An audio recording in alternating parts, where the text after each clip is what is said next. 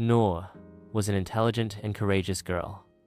She always stood out in school, wrote poetry, won debates, and her dream was to become a great writer. Her mother always told one thing to her: Beta, the real strength is this, that you stand firm against evil. Coming to college, her environment changed. Some girls used intoxicating pills to reduce pressure. They also tried to convince Noor, take it once, and the brain will become fresh, and you will enjoy writing. Noor fell into thought, but she remembered her mother's words.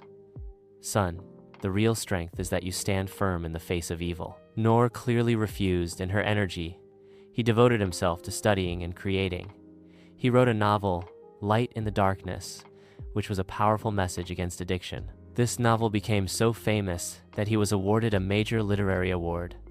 His book today has millions of copies. It encourages young people to avoid drugs. Sometimes a small refusal becomes a great hope for others.